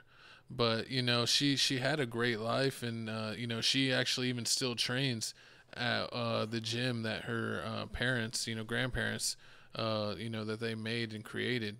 So it seems like she's had a great life. It did definitely, you know, a little crazy start there, but I don't know. What do you think? Do you think it's crazy that she's just, like, actually even talking about this and even putting it out there? Or do you think that she should just, you know, reach out first? I mean, she's probably already tried to reach out. It's already been she already tried to reach out to Simone, and it's just not working. I mean, I do feel like she should have never went online and went to the media about this. I mean, this is going to solve it. It's not going to help it at all because nobody wants to know about. She probably doesn't want her personal business out there. Exactly, but it's too. But I mean, this is too late now. But I'm pretty sure we're talking about it. Yeah, we're talking about it. I mean, it's too late now. But I'm pretty sure she's gonna end up talking to her mom eventually. Cause I mean, the other one's already talking to her. But I mean, at the end of just forget. We gotta. I mean, at the end of the day, if it's about, like, you know about crack, and you know about it being in the 80s, because in the 80s and the 90s, and if she was on it and the mom was on the bag because it was an addiction, and she lost the kids and it was out of her hand. I mean, I wonder what she was on, because Simone ain't that crack. old. All right, co-host. You can tell. It's only one thing. It's on that. I was trying to be nice. No, she said she was on it. You're giving the cold hard facts. Exactly. You're going to keep it real. But, I mean, that's what she was on. But at the same time, you know how it was back in the day. It was taking over people's lives. And like you said, like the grandpa, he was making some money because he was working in the military. And then the stepmom, she was actually in San Antonio. She was working at the nursing place in Incarnate Ward at San Antonio. So they were here, and then, you know, they ended up moving in another part of Texas where they have the little different gymnasiums and everything. Oh, was that in Houston? The gym's in Houston? No, I want to say it's probably out on the outskirts of Houston. Yeah, something like that. Something on the outskirts of Katy or something. Something like Katy on the outskirts of Houston. But I can see what's happening. And then on top of that, it's the military. You already know military people ain't never home. If you ain't never home, and anything's bound to happen when you're never home and never there to watch your kids. Yeah. You don't know if he was deployed. You don't know what he was. No, he's a grandpa. He's old. He should be out by then. Because people in the military, they retire early. Exactly, but they put in their 20 years. And done. He didn't retire, and then she was born. When she was a younger girl, he was in the military. The mom. So when he was in the military, he wasn't around. She wasn't around. Because remember, she has 4 kids. She had 4 kids early. It's not like she had 4 kids at 20, 21. She had 4 kids early. Yeah, that's crazy. So that means you wasn't there to watch your kids. And she wasn't learning. She wasn't learning. She had 4 kids real early. I mean, it's crazy. I mean, it's crazy idea, but it's real life out here. Drugs do really change people. I mean, but you see people always talk about how, you know, it's about mental health. We forgive, until it's you. And then you be like, nah, I ain't forgiving. They left me. And then it's like, but then it's sad at the same time. I thought about it. It was sad because, like, when you think about the choices that parents have to make, either you have it, you don't have it, or you have it, you give it for adoption. It's like either way, it's just you F. Oh yeah, if you're not ready, you F. It's a tough decision, no matter. And you know, honestly, the best case scenario, you know, is to wear a condom. The grandparents strap up. I'm gonna have to put on my coat since Mike, so y'all don't hear him anymore. Wear Jimmy hat. I'm just saying. No, but it seemed like her life turned out the best possible scenario. She got loving parents that stepped up, and her grandparents and her step-grandparent. And, you know, she was able to have a great career. And it looks like she had the support that she needs. So I guess with her mom popping up now, all after the fact, she's like, I don't need that support. I got all the support I needed to get to where I was. So, you know, at the end of the day, that's that. I don't need to change anything. I'm perfectly content, you know, with who I have in my life. So props to her. If she wants to stay that way, that's her, it's her decision. True, it's her decision. I mean, but the mom wasn't even invited to the wedding. You had her that much? She said no ratchets to love. Oh, God, horrible. But, I mean, y'all comment down below how y'all feel about this whole situation. Do you feel like Simone is out of line? You know, it's her mom. Her mom was going through it. She should forgive her. Other people's her like mother was out of line for being a bad mother. Or F that. I mean, or F that. I mean, she went online. She went public with this. You never take family business public, and that's where you draw the line. Maybe if she can't get in contact with her, it's the only way to put the message out. But my thing is like, if you're putting the message out, you might as well just reach out to them directly. She's been trying, rather than putting it on the you know, on the TV. True that. You true. Yeah. But yeah, she trying and she don't want it. Just let her be.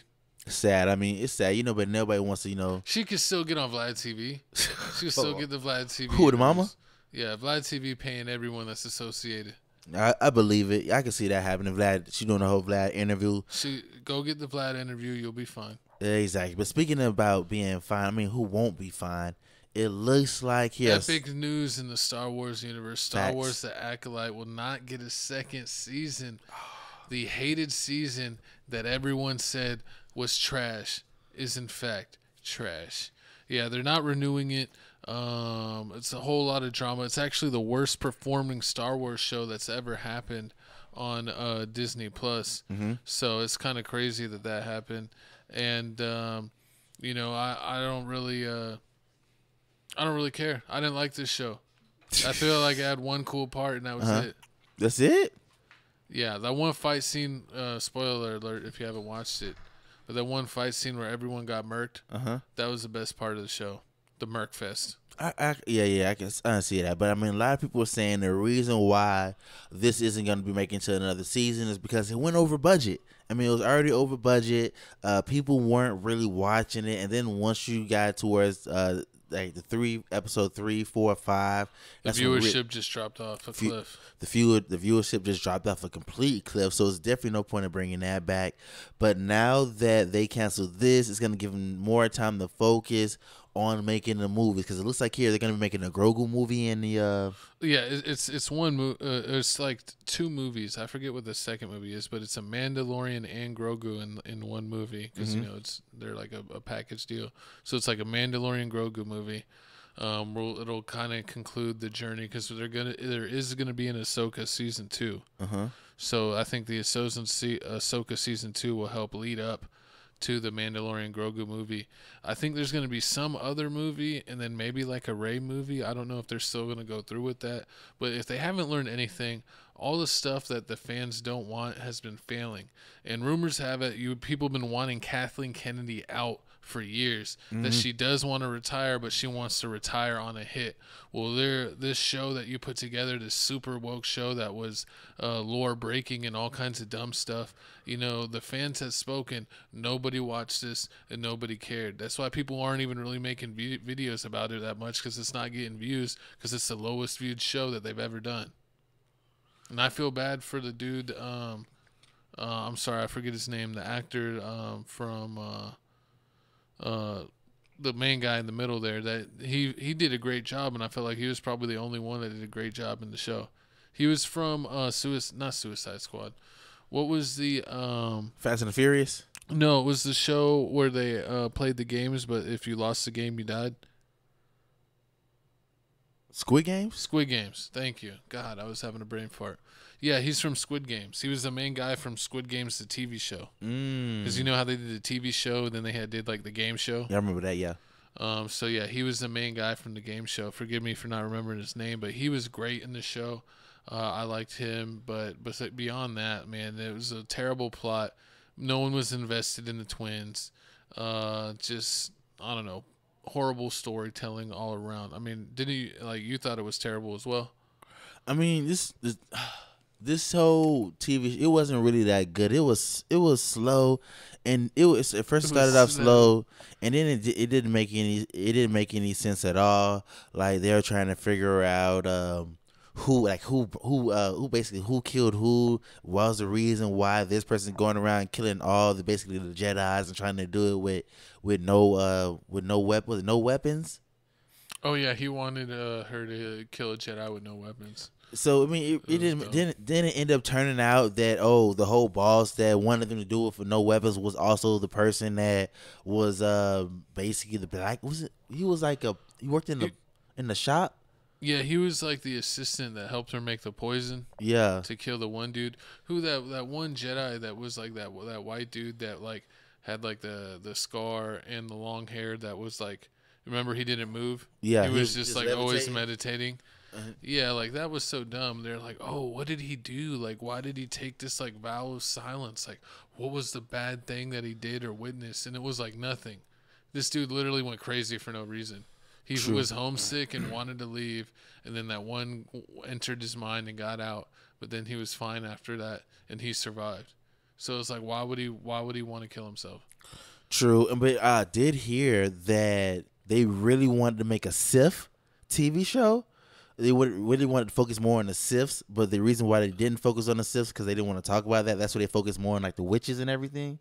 Yeah, it kind of didn't make sense. A lot of people were hyped because they thought it was going to show more of the Sith, and then her friend ended up the dude with the mask right there in the middle. He ended up being a Sith kind of, but then you saw Darth Plagueis in the background in like the finale. Who's Palpatine's, mentor, his master. Exactly. He's not even supposed to be there. He's like what?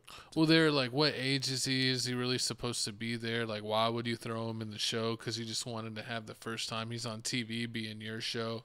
And they just, a lot of people felt like it was messy and like you did that for the sake of doing that because it really didn't add anything to the show. So, I mean, I give the show probably like a 6 out of 10, 5 out of 10. I don't know what it's doing on Rotten Tomatoes, but I'm happy it's canceled. Can't wait for Ahsoka Season 2, Mandalorian and Grogu, and then we're also going to get Andor Season 2, so that'll be good as well. Which one's, I think, Adonis? Was it? Which one Adonis? Which one I didn't like? This one was the Acolyte. No, it was another one I didn't like. It was the one where... Obi-Wan? No, it wasn't the Obi-Wan one. It was the Book one... of Boba Fett? Nah, the Book of Boba Fett was fire. It was the one. It was that with an A. It was the dude that he ended up getting arrested. He ended up getting chased.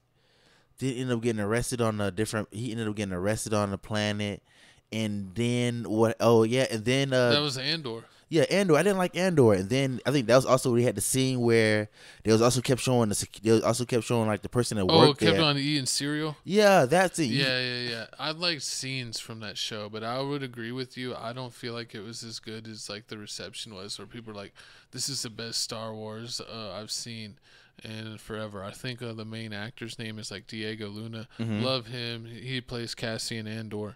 Was great in the Rogue One movie. I think he's a good actor, but yeah, this show didn't do it for me. I didn't really like Andor like that. I honestly would like Book of Boba Fett tremendously let me down because I'm a huge Boba Fett fan, and it didn't do him justice. But I even liked Book of Boba Fett, even though they did Boba Fett wrong more than Andor. So I don't know. And Mandalorian season 1 and 2 in epic, and then season 3 was total garbage. And I was always wondering, like, why they keep coming out with so many Star Wars shows? Like, it's because they don't like the other one, like, because they came up with the Book of Boba Fett, then the Ahsoka. I'm not saying in order. They stepped away from the movies and did shows, and it's like, we want movies. But at the same time, I found out why they were doing shows, because they didn't know which movie to put out next. Yeah. So, and they say, oh, well, we don't know what movies to put out next. We got all these ideas, and I was like, well, made the best one win. Well, no, they just threw it out. And I hope they don't make the Rey movie. There's rumors that they were going to make a Rey movie. They had Daisy Ridley come out at one of the cons or something, and I hope it doesn't happen. No one wants the Rey movie. Why not? What's Rey? She's from the sequels. You know, the Rey, the girl with the lightsaber that goes against Kylo Ren. Nah, we don't want to see that. Yeah, we don't need a Rey movie. We don't. But I mean, comment down below how you feel about the whole Star Wars, basically the whole Star Wars franchise, basically going down the toilet. Because I mean, Kathleen Kennedy's never gonna retire because she wants to retire on a hit, and she would probably. So if the movie's a hit, which is gonna be a hit. Yeah, we'll probably have it for a few more years because the movie's not probably coming out for like 2 or 3 years. Exactly. I mean, you know it's gonna be a hit because I mean, because there's no replay value. Like you don't have to. Watch it once. Just watch it once. It's like that'll prove it though, because if it's a good movie, you'll want to watch it. But what are you comparing it to? And you can't. I mean, like, what does that Just mean? other Star Wars movies in general. And you know how fast movies go on streaming platforms now. Like it's gonna be at the movie theaters for like 3 weeks, and then next thing you know, it's on HBO. No, it'll be on Disney Plus. Oh yeah, it'll be on Disney. Oh yeah, Disney Plus. Yeah, so no, I don't think it would be.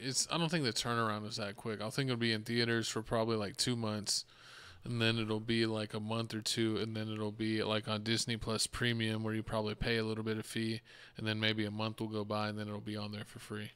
Let's see, because you're already paying for Disney Plus, they need to give it to you. I hate where they like want these in-app purchases. Like you're already paying for the app. Why do you want to keep charging?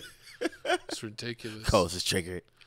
But speaking of triggered, we need to talk about UFC 305. Ooh. We had all the fights here, but the main fight was Duplessis versus Izzy in the championship, or the World Middleweight Championship. So we checked this out at our boy RealGood_Doty, at his place.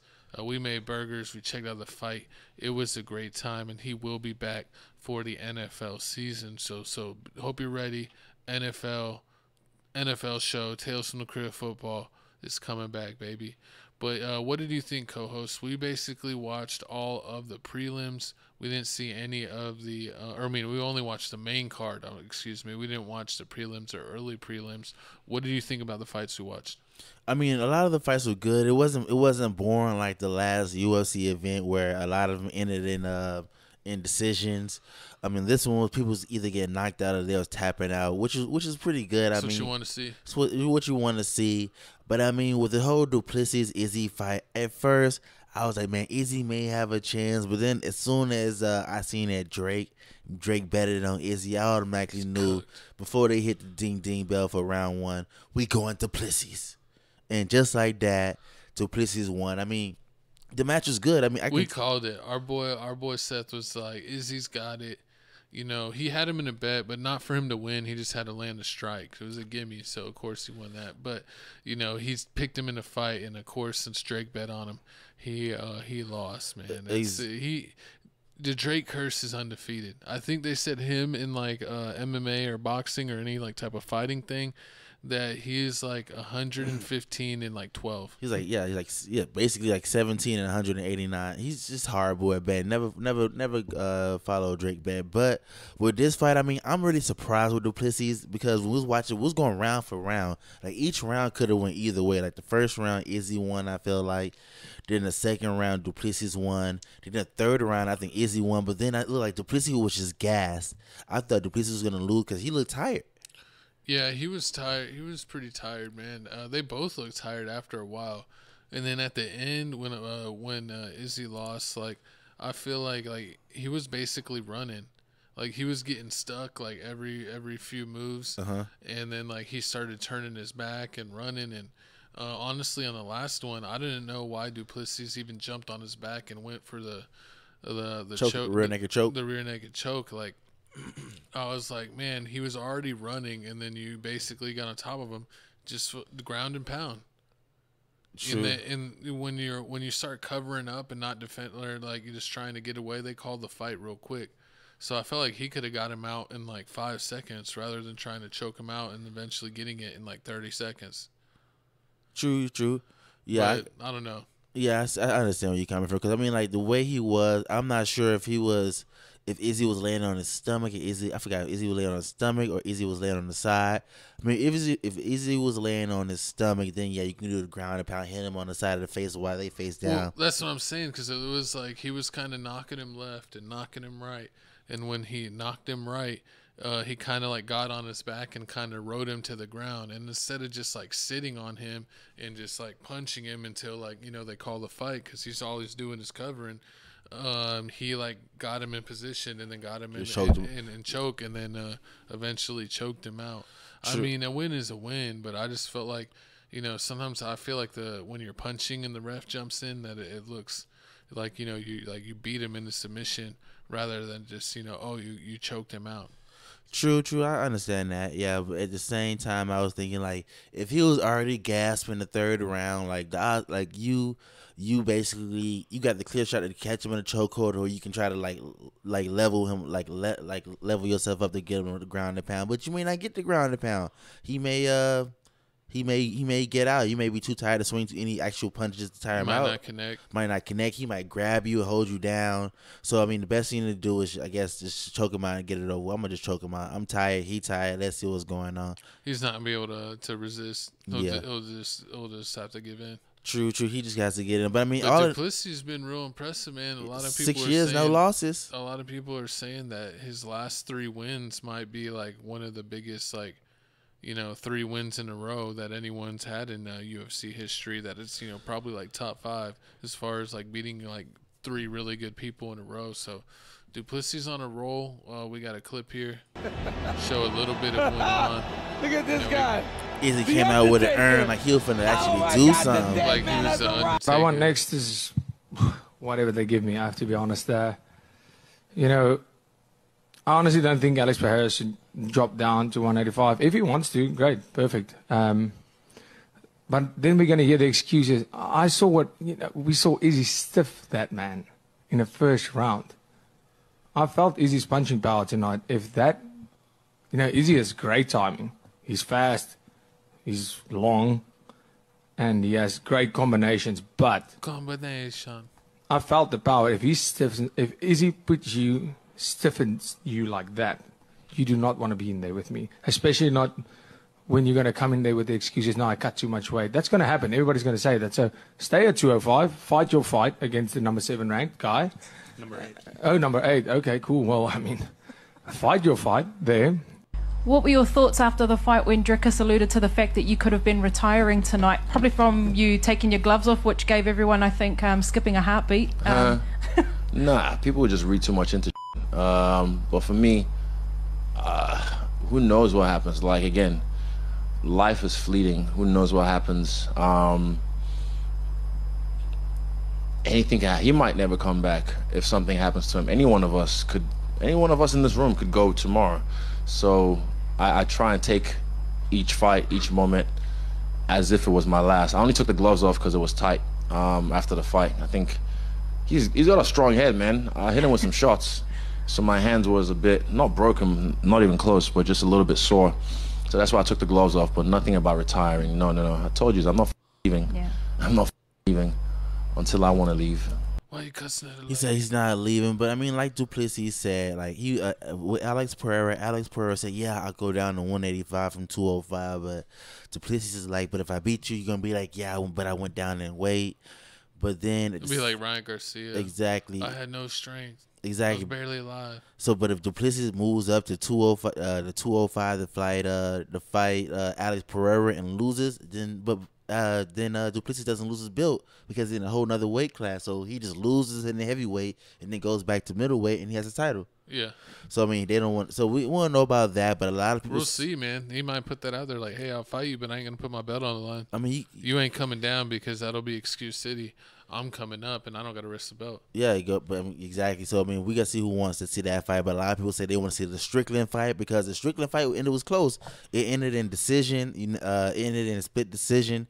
So a lot. Yeah. I remember I watched that fight and I felt like it could have went either way, but I feel like Duplessis got the nod because of takedowns. I hate and that one point he elbowed him, Sean, and he like cut his eyebrow, and so like he had a lot of blood. Like it would clean it and it would look like nothing, but then like when they start fighting, it would start bleeding again, and so it looked like he was like way more messed up than he was. So Duplessis won on that, but I mean, It's kind of close because you feel like when it's really close, you should give it to the champion because Mm-hmm. Sean was the champion. And it was really, it was close. I mean, I would say, yeah, Duplessis won, but he wasn't the champion and he didn't knock him out. And it was close, even though he did kind of, I would give it to him. He kind of did win by a little bit. But I feel like when it's the champ, you could just call it a draw or if it's not a clean, or give it to the champ, man. Yeah. I don't know. So it was real close. So you never know how Duplessis is going to go against Sean. And Sean was a little bit tame. He came out a little bit tame, not his normal attacking self. So we'll see if he, if they do another fight, if it'll be a different story. Exactly, but you already know, man. What's coming up next? UFC 3. I think it's 306. It's gonna be Shane O'Malley. It's gonna be fighting Sugar Sean's gonna be fighting Merab. I mean, it's gonna be Merab. It's gonna be a good fight. I can't wait to see that, man. Who you got your money on? Sugar? I mean, it's one of those fights where it's someone that stands up versus someone likes to wrestle. So it's like, who gets first? Is he going to shoot first and get him to the ground and get him in a hold, or is Sean is going to knock him out, while they're standing up? Exactly. So it's one of those fights. Like, it could go either way, and you can also get knocked out when you try to shoot sometimes because you lower your guard. So it's gonna be a good one. It's gonna be a good one. And a lot of people think that Merab is the guy, the one guy that can beat Sean. They feel like he's his kryptonite because he's so good at jiu-jitsu and all that wrestling stuff. Ooh, we got to see about that. I mean, we're going to be watching it, and we're going to be watching the Canelo fight for Mexican Independence Day. But moving on, it's time to talk about some NBA basketball. It looks like the schedule will drop. Opening week, we got the Knicks, Celtics. That's a good game. I wonder if Julius Randle going to have to. I mean, it depends if Julius is playing. If Julius ain't playing, then I don't know. Then you got the Lakers and Timberwolves. That's gonna be an amazing game. Hopefully we see Bronny play. But how you feel about this the schedule? The schedule seems good. I like the schedule for Dallas. They kind of have a below average amount of back-to-backs, which is nice. So that they'll be more rested when they play people. Their schedule is a little bit easy for like the first 2 weeks, and then they have a real tough part. And then at the end, it's kind of easy. They kind of have an easy streak to go into the playoffs. So I like it. I think, testing Dallas early, seeing who's going to be in the lineup, who's not going to be in the lineup. And then, so that way when they get down to the last quarter of the season after All-Star or the last third of the season, that they'll be ready for the playoffs. Hopefully they'll have Clay firing on all cylinders. We'll see if Chris Paul and Harrison Barnes added to Wembanyama, if two veterans can raise the play of the Spurs, because they still got Wemby and they still have that what's his name, Vassell, yeah, Vassell, who's pretty good. Yeah, and also this year I want to see what the whole Celtics situation, like how is Jason Tatum gonna be acting after basically getting no minutes in the Olympic Games and not getting MVP for the finals. What's gonna happen with that situation? I want to know about the Dame Lillard. Bronny's going to start against the T-Wolves. Horribles. Take the bench, D'Angelo. Take the bench. Also, I want to know how the Clippers finna look, because I mean, ain't no more PG. You got Harden and Kawhi and Derrick Jones Jr. Oh, and Derrick Jones Jr. But basically, you just got Harden, because I mean, Kawhi's only gonna be there for so many games. And he's like, and then Westbrook's gone. A lot of people think the Clippers ain't gonna be the Clippers no more. With they don't think that James Harden's gonna be able to carry him by himself, because, like you said, Kawhi's kind of like plays like 50% of the games most seasons. So I don't know if the Clippers are really gonna be a threat. A lot of people think that they're gonna be a lower echelon, probably like play-in level team this year in the West. Do you think the Clippers are gonna fall off that much? Yeah, I can see the Clippers falling off that much, and if they do, it won't be a problem, because at the same time they could be like, we rebuilding. All we got is Harden, because I mean, he's gonna have this long. If James Harden doesn't make it, it's not gonna be a mark on his leg. It's like, oh yeah, he's trash. It's like he had no help. Kawhi was not there. Do you think Harden's gonna go back to a little bit of a flashback where his stats are gonna go back? He's going up? back to Harden mode. He's going back to Rocket mode. I don't think he'll be that. I mean, he was averaging 36. Who you finna pass it to? No. Just listen. I'm just saying, he was averaging 36 points a game when he played for Houston, which is freaking crazy. Mhm. I think he's a little bit older. I don't think he's going to have that same punch, but I could see him like going, because he was getting down to what, like 20 or 22. I could see him getting back up to like 28 points a game. I can see that. And being like a, you know, like a big time scorer again. Not quite 36, but in today's game, if you're a 30-point scorer, you're one of the tops in the league. So I think he'll get back up there, maybe a little bit below the tops, but like 27, 28. I want to see what the Suns do this year. I mean, like they Bradley Beal, KD, Booker, are they going to be able to figure it out? Did they build a little extra chemistry with playing on the Olympic team with Booker and KD, since they both played a lot of minutes? So we're going to see if they're any good. They still have the problem of not having any role players. And then with Milwaukee, we'll see if their health, they'll have their first healthy season with Dame, Giannis, and Middleton. I want to see what the Warriors do. I mean, because no more Clay. See how they. I mean, Philly's got Paul George, and Embiid. That's gonna be a good one. Big three. See if they're any good. Because even if Joel Embiid doesn't play, you still got Maxey and Paul George. They can do it. So they'll be able to recover that in the regular season. Paul George will enjoy the extra looks when Embiid sits down. New Zion. I want to see a new Zion look. Zion looks in shape. If he'll be good. Denver, we'll see if they'll be able to recapture that good, because they lost another starter. Reggie Jackson. They lost who else? Well, that was the backup. They lost Reggie Jackson as their backup point guard, Caldwell but they Pope. lost Kentavious Caldwell-Pope, their starting shooting guard. So And they say that Christian Braun was good off the bench, like paying like 10 to 15 minutes a night. Do you think that he's going to be able to set up and play like 25, 30 minutes like a starter? I mean, he's gonna have to, and then he's gonna have to. But do you think he's gonna be good in those minutes? He's not. And then they got Westbrook. The oh yeah, they did get Westbrook, and he can't shoot. So I mean, because a lot of times is he gonna play over Braun? Do you think they'll have Murray and Westbrook as their guard and shooting guard in their closing lineups? Yeah. Of course, I mean, yeah, unless Jamal small forward will be Porter Jr., and then they'll have Gordon and I can see Joker. I can see this being like one of Westbrook's best years coming off the bench, just because he has Jokic and if Braun's starting, maybe Braun, instead of playing like 25, 30 minutes, maybe he's only playing 20, and Westbrook's playing 25, 30 minutes. And so he's getting a more run to get more stats. So you might see a little uptick in Westbrook's production and John than Morant. he's done in the past few years. Get a full season of John now. John Morant back with the Grizzlies. What's crazy is the Grizzlies were still not projected as that good of a team. But if you look at their talent, they actually got enough talent to really be a top 6 team in the West. I mean, because you got John Morant coming back, who's plays at an all-star level. And then you got Marcus Smart, who's one of the best defenders in the league. They just got Edey. Mm-hmm. Edey, who's already working out with John Morant. So they finally got a big man, because Steven Adams was always injured. And they got Jaren Jackson Jr. See if he'll be able to have a good year. And then OKC with their young talent, and they got rid of Giddey and got Caruso and Hartenstein. So they got even more players to add to it. And you don't have to worry about Giddey not shooting. Caruso can shoot. Mm-hmm.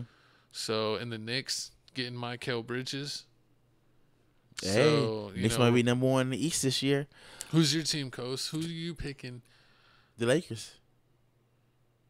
I'm Team Dallas. Comment your team down below. Lakers coming out the East. No, I mean, we gonna. Let me see the Lakers coming out the East. West. I mean, the number 1. Who I feel like is gonna be number 1 in the West and the East. Dallas is gonna smoke them in the first round. That's a lie. Clay's gonna hit like a 3-pointer on LeBron and then sneak dunk him as well. He gonna blow his knees out. Let's see. I want to say coming out of the West, number 1's going to be. I want to say Timberwolves. Timberwolves might be number 1 this year. And then on the East, yeah, they got Dillingham for nothing from the Spurs. Ridiculous. True. And on the East, I can see the Knicks being number 1. The Knicks? The Knicks. Especially if they don't think the Celtics are going to be back as number 1? Nah, they'll be like number 2. I think the Celtics, Philly, and the Bucks and Knicks, depending on injuries, that those are going to be the 4 that are fighting for the top of the East. Philly. Bucks. So basically the same way it was this year. Yeah, but the Bucks got all injured. And True. the Knicks got all injured. And Pacers got injured. And the Philly were partially injured. I mean, yeah, and the Pacers, they kept their team together. So they're basically running back. As far as I know, they didn't get any big acquisitions. I want to see if they trade Miles Turner finally this year, or the fact that they made it so far that now it's newfound hope in Indy. Yeah, and then Dallas, of course, you got Clay, Kyrie, and Luka. And then if Derek Lively, who had one of the best rookie seasons, if he's going to step up and take it to the next level, and if I want to see if Gafford goes, what is Gafford going to do? That's what we need to see. Is he going backwards or is he staying insane? I think he'll play similar, but I think he's going to play off the bench. I think Lively's shown how good he was, especially in the playoffs, and he's 7'1", so he protects the rim a little bit more. Gafford's a little bit shorter at 6'10". He is so much better whenever they run the pick and roll, and they trap and they throw the ball to him in the middle of the floor. He's a much better decision maker than Gafford.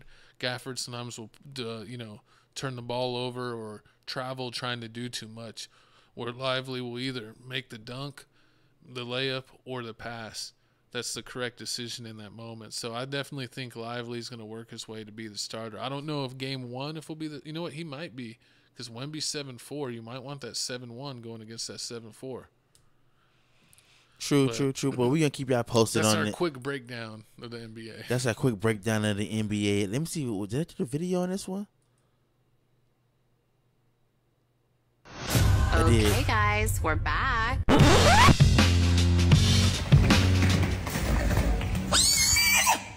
Who schedules this? What's your name, bro?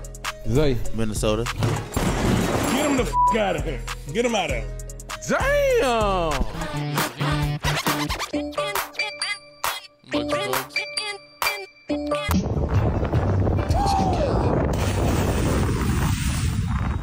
I can see, barely. But we friends, though. You right. Kevin, watch the light, dude. Ooh, what do you do? I make beats, man. How tall are you? I'm 66 inches tall. 66. Are we ready? Shout out, Ja. I guess not.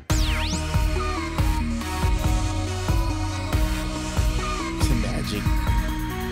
That was part of the illusion. Okay. All right. All right. Supposed to be courtside at the Pelicans game. They don't want to give me no courtside ticket. They want Boosie. That's cold-blooded. You know how long I've been waiting for this? What the Sigma? Do you believe? The Magic schedule. We'll be drawing the logo of the Boston Celtics.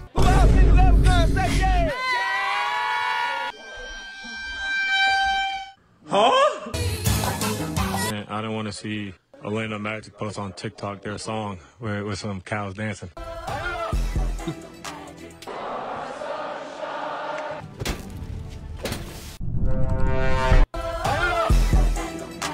They locked in. It reminds me of myself. I love Orlando. Horrible. Why they got to do Clay like that? Clay can't break it down for the one time? Nah, he can't break it down. But that's a little comedic joy that, we bring to this episode. But, man, shout out to those NBA teams for doing that little funny schedule that they posted on their Instagram pages. A lot of teams did it. The Magic did it. The Timberwolves did it. A couple other teams. The Lakers ain't do it. Out of this list, before we move on, final NBA thing. If you're watching this on TFTC Clips, check out Tales from the Crib for full 1080p. But what is your favorite matchup? What is this like from opening week, basically? Yeah, opening week. I want to see that OKC Denver might be pretty good. Maybe depends on how Jamal Murray playing. Suns Lakers on Friday. I want to go Bucks and 76ers.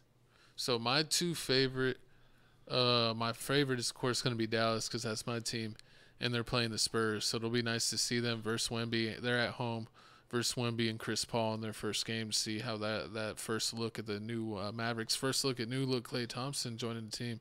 Shout out Klay. With the ugly jersey number. And then my second matchup will probably be, my second favorite will be the Lakers Suns to see LeBron go against KD and Booker, even though they or LeBron and AD versus KD and Booker, even though they just won a gold medal together. They'll be versing.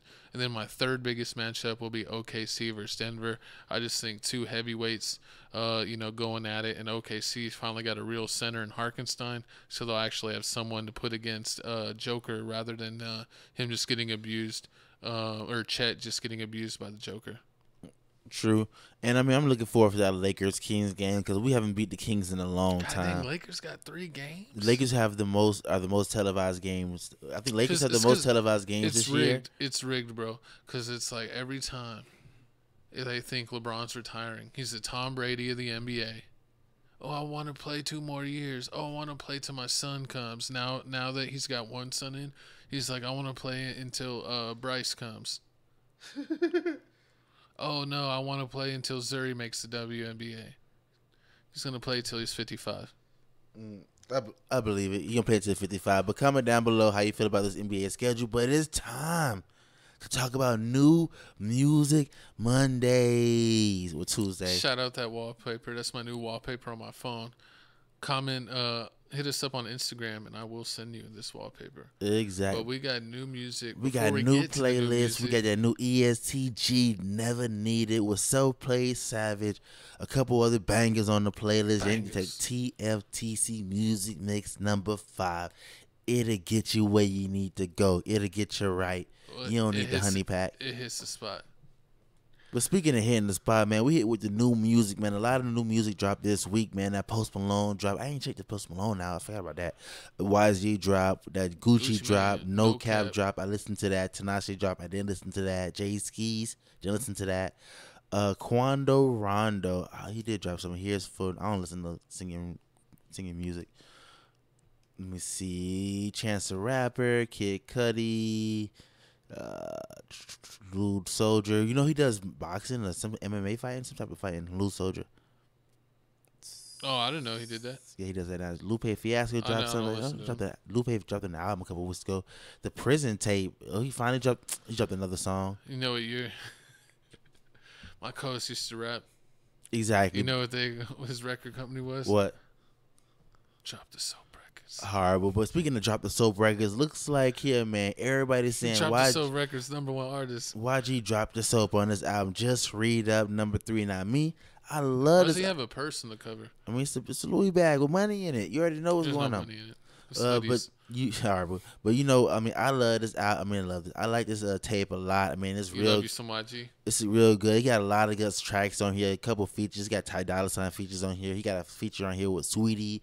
He got a song here with not Blue Bucks Clan, the Gorillas. I forgot Baby Stone. Yeah, Baby Stone Gorillas.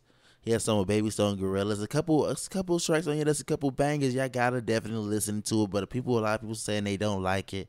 I'm guessing because they comparing it to all the other Just Read Ups. But me, I'm comparing it to the last album. Like that last YG album was trash, and this one's way better than that one. So in my eyes, it's moving up. Well, this one? Yeah. So what you give his last album? 1, 0? Yep. See, it's moving up. But we need to go to my album pick of the week. What you got? Gucci Mane back with the Gangsta Grills, greatest trapper of all time, greatest all trapper. So he kind of mixed it up on this one.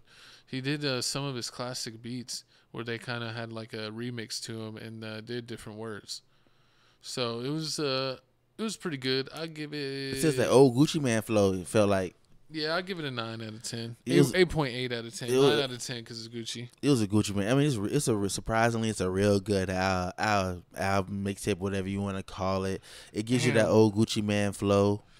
It's only got 12 songs though. 12 songs, a couple skits in it. I think the first song is a skit, a couple other skits in the songs in the album. But y'all definitely gotta check out this, man.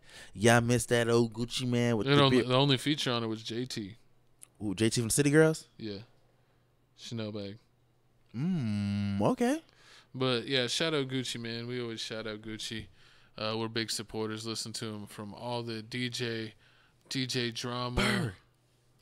DJ Holiday, Trapaholics, Shout out all the old school DJs. But speaking of old school, you need to follow our old school logo. Follow us on Twitter at Papa Oblock, at Felix Supreme 305. Like, comment, subscribe this video. Subscribe is the biggest way to help us grow and fight the algorithm. Go ahead and click that there. Go ahead and hit the QR code. There's the QR codes. We got the QR code for TikTok. Get us some more subscribers or followers there so we can go live. There is our Instagram. Remember, if you want a wallpaper, hit me up on Instagram and I'll get that to you. Check out Crib Reactions. Get us to 11K subs. 11K. And let me bring up this music before I get us out of here. Oh, let me bring it back. Bring it back, DJ. But you already know where you at, man. It's Tales from the Crib, episode 169. Thank y'all for watching. If you watch this far, you already know what I'm going to say. Go ahead and hit that like button. Make sure you hit that subscribe button. Also, make sure you hit that notification bell because you know you want to stay up to date on the weekly gossip. Once again, you already know. We talked about that thug, Skai Jackson. We talked about Blake Lively being the mean girl and ruining the movie. We talked about Mathew Perry and They Ain't Your Friend and a lot more stuff. R.I.P. Mr. Perry. R.I.P. Perry, man. Friends, one of the best shows out. But just your boy, Jesse J, Felix Supreme 305 with my co-host Chico Grande, Chico 2 times. Thanks for tuning in. Maybe next time my co-host will be on time so we can get the episode out on Tuesday. But make sure you tune in. Watch last week's episode.